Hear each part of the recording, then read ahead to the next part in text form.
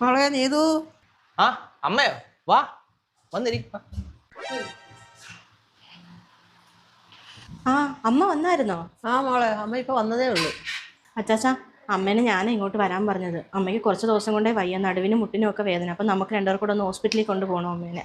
അതിനെന്താടി, നമുക്ക് കൊണ്ടുപോകാലോ. ഞാനൊന്ന് റെഡി ആവട്ടെ. അത് കൊള്ളാമല്ലോ. പെണ്ണിനെ കടിച്ച വീട്ടിലോട്ടാണ് വയ്യാന്ന് പറഞ്ഞ് കയറി വരുന്നത്. അത് കൊള്ളാമല്ലോ. നീ അവിടെ ഇരി. അമ്മേ, എൻ്റെ അമ്മയ്ക്കൊരു മോനില്ല. അപ്പം അമ്മയ്ക്ക് എന്തെങ്കിലും വയ്യായ്മ വന്നാൽ ഞാനാ നോക്കേണ്ടത്.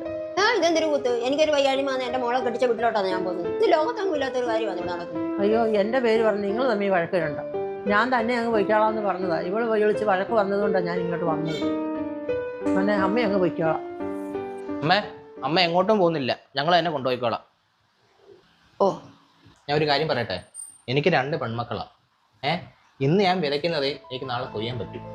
ഈ അമ്മയുടെ വാക്കും കേട്ടിരുന്നു കഴിഞ്ഞാൽ നാളെ ഞാൻ വിഷമിക്കും.